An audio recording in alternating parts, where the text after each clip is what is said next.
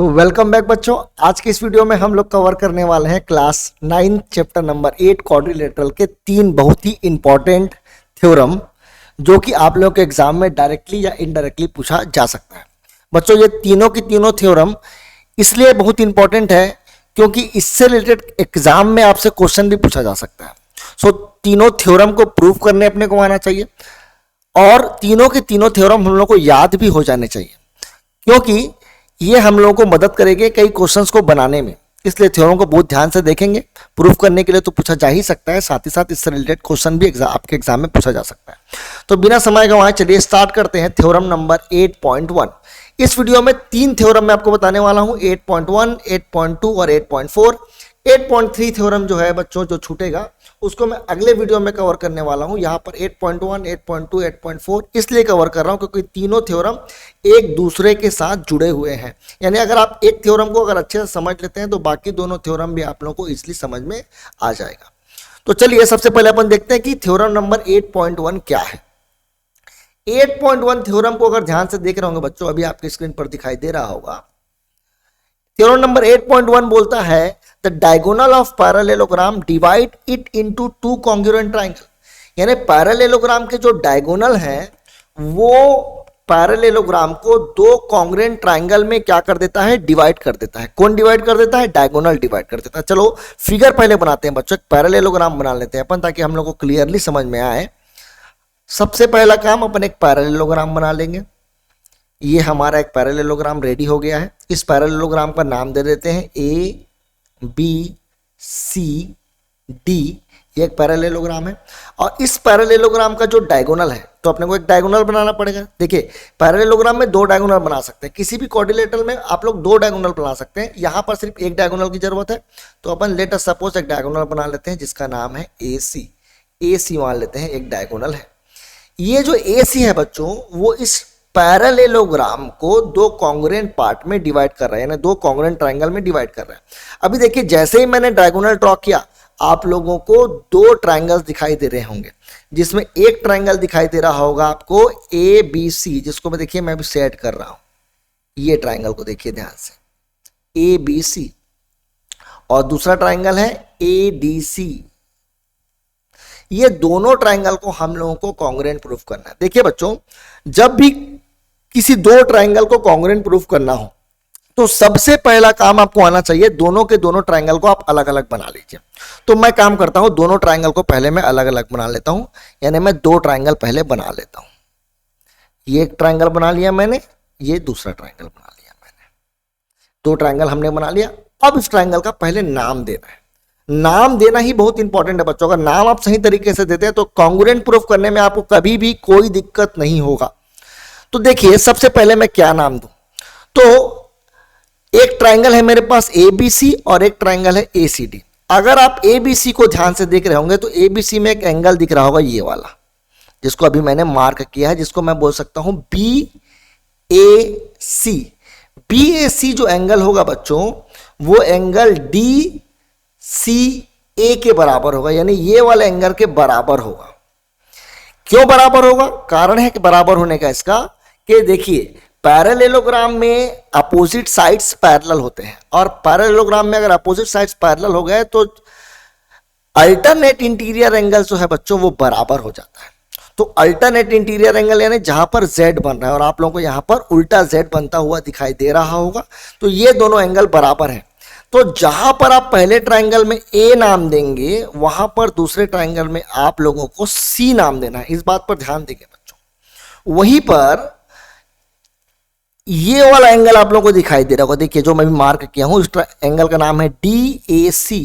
D A सी को अगर आप ध्यान से देखेंगे तो ये एंगल बराबर होगा बी सी ए। यहां पर देखिए एक एंगल मैंने मार्क किया है, इसको मैं पेयर बना देता हूं। देखिए ये लाइन खींचकर मैंने पेयर बना दिया। जो पहले एंगल बनाए थे वो दोनों बराबर हैं और बाद में जो एंगल बनाए हैं वो दोनों बराबर हैं, कुछ इस प्रकार से। ठीक है, तो जहां पर देखिए पहले ट्रायंगल का नाम था ए बी सी, इसमें आपने ए दे दिया है, सी बच गया है तो मैंने सी नाम दे दिया यहां पर। साथ ही साथ दूसरे ट्रायंगल में भी ए सी है बच्चों। दूसरे ट्रायंगल को भी आप ध्यान से देखिए, दूसरे ट्रायंगल में भी साइड ए सी है, तो जहां पर आपने सी नाम दिया है वहां पर आप ए नाम दे देंगे। अब पूरा नाम करते हैं। पहले ट्राइंगल का नाम था ए बी सी, जिसमें मैंने ए और सी दे दिया है, क्या बच गया है बी, तो मैंने यहां पर बी नाम दे दिया है। वहीं पर दूसरे ट्राइंगल में मैंने ए सी दे दिया है, क्या बच गया है डी बच गया है, तो मैंने यहां पर डी नाम दे दिया है।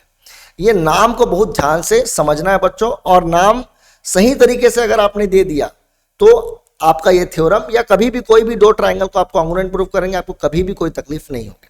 अब थ्योरम में सबसे पहले क्या लिखते हैं बच्चों, सबसे पहले लिखते हैं गिवन, तो हम लोग लिखेंगे गिवन। गिवन में देखिए अ पैरालेलोग्राम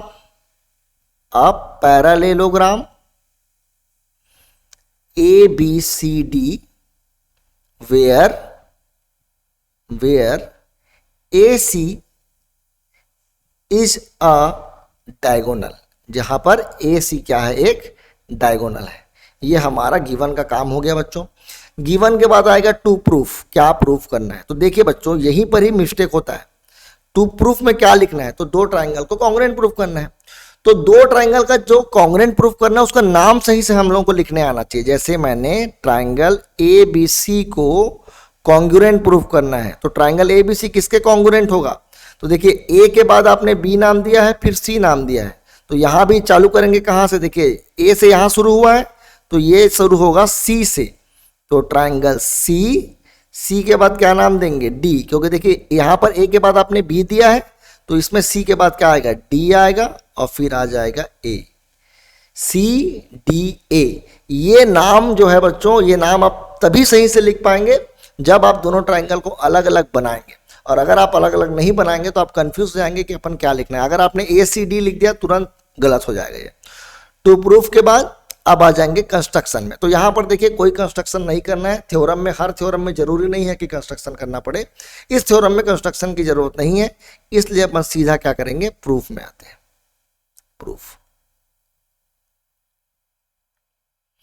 प्रूफ में दो ट्राइंगल को कॉन्ग्रुएंट प्रूफ करना है, तो अपन लिखेंगे in triangle ABC and triangle CDA। दोनों ट्राइंगल में सबसे पहले एंगल, ये वाला एंगल मैंने आपको बताया था ये वाला एंगल के बराबर है, ये दोनों एंगल आपस में बराबर है, इसका नाम है BAC, बराबर है एंगल DCA के। ये दोनों एंगल आपस में बराबर है। क्यों बराबर है ये लिखना पड़ेगा आपको, बराबर है अल्टरनेट इंटीरियर एंगल। वहीं पर दूसरा एंगल मैंने आपको बताया ये वाला एंगल, क्या नाम है इस एंगल का, ACB बोल सकते हैं। एंगल ACB बराबर है एंगल CAD के। Reason again same reason, alternate interior angle. अब देखिए बच्चों दोनों में आप लोग को एक कॉमन साइड दिख रहा होगा। यहां पर देखिए AC दिख रहा है, यहां पर भी AC दिख रहा है, CA AC, दोनों का लेंथ तो बराबर होगा। तो AC is equal to CA लिखना है, बगल में रीजन लिखेंगे।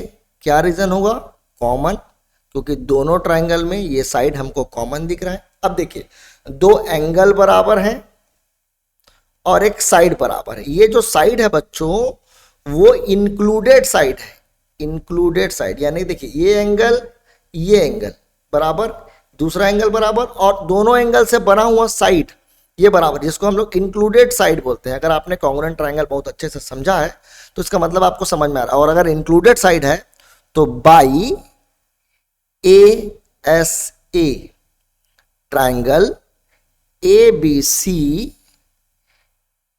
Is congruent to triangle CDA, और यही हमको प्रूफ करना था, तो हम लोग लिखेंगे हेंस प्रूफ्ड। यही हम लोगों को प्रूफ करना था। देखिए सिंपली दो ट्राइंगल को कॉन्ग्रुएंट प्रूफ करना था। दोनों ट्राइंगल को प्रूफ करने के लिए मैंने आपको समझाया ये कि सबसे पहले दोनों ट्राइंगल को अलग अलग बनाइए।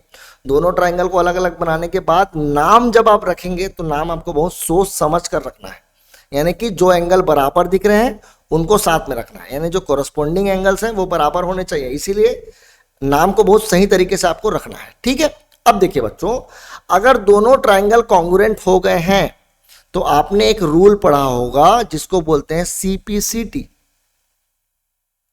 यानी दो कॉन्ग्रुएंट ट्राइंगल के जितने भी कॉरस्पॉन्डिंग पार्ट्स हैं वो बराबर हो जाएंगे।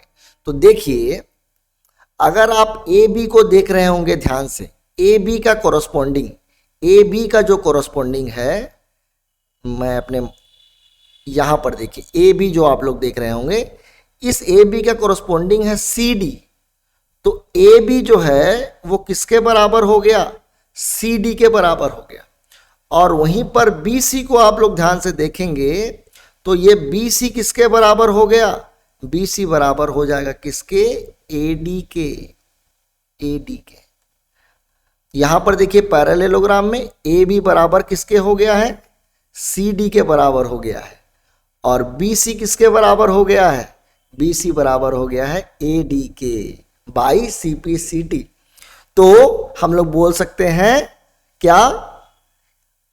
अपोजिट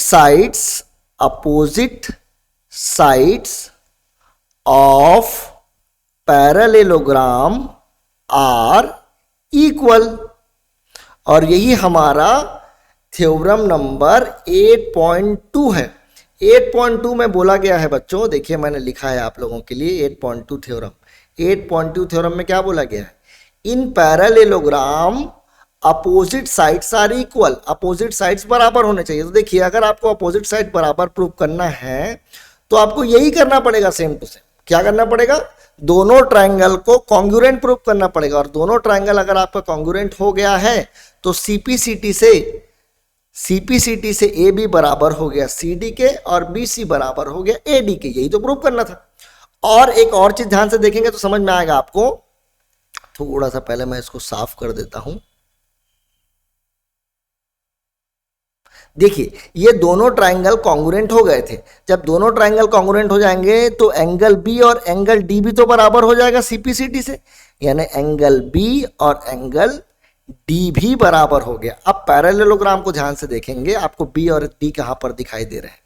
देखिए, पैरेललोग्राम में एंगल बी मेरे को यहां दिखाई दे रहा है और एंगल डी यहां दिखाई दे रहा है। अरे ये तो अपोजिट एंगल्स है, यानी पैरेललोग्राम के अपोजिट एंगल्स बराबर होते हैं।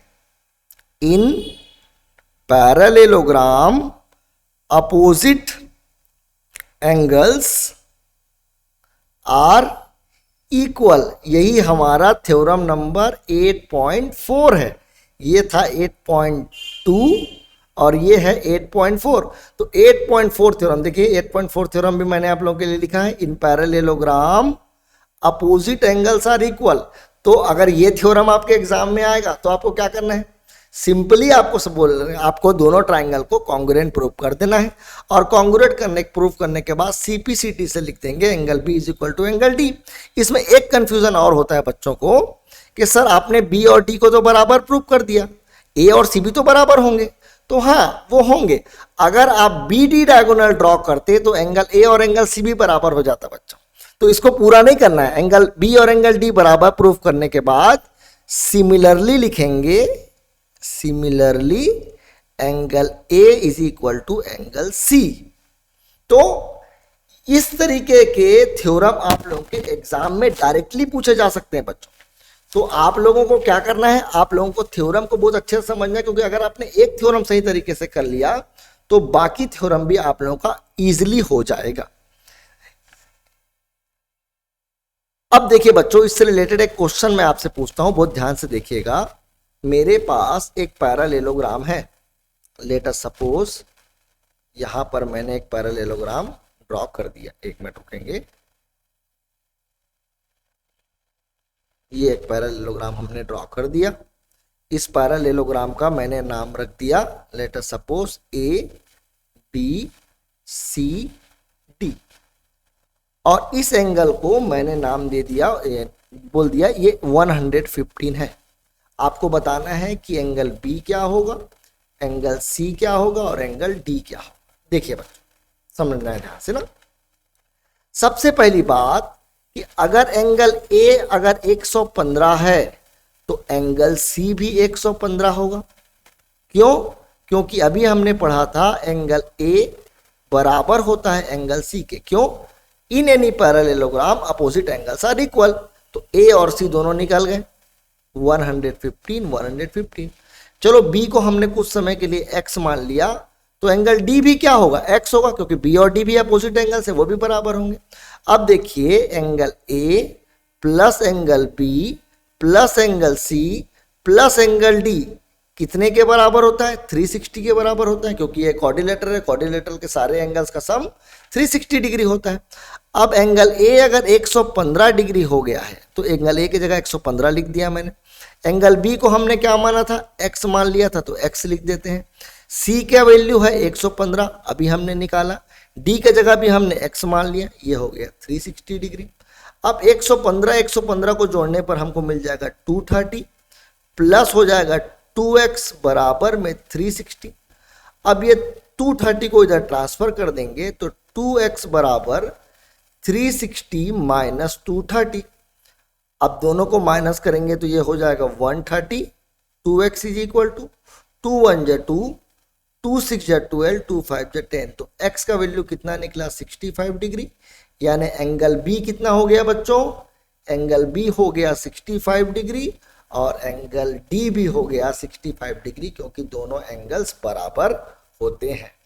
तो ये तीनों थ्योरम आप लोगों को बहुत अच्छे से आना चाहिए, उससे रिलेटेड आपसे क्वेश्चन भी पूछा जा सकता है एग्जाम में, ठीक है। तो आज के वीडियो के लिए इतना ही। नेक्स्ट वीडियो में हम लोग बचे हुए थ्योरम से करेंगे। अगर वीडियो पसंद आया होगा तो आप वीडियो को लाइक कर सकते हैं, साथ ही साथ मेरे चैनल को सब्सक्राइब भी कर सकते हैं। Thank you.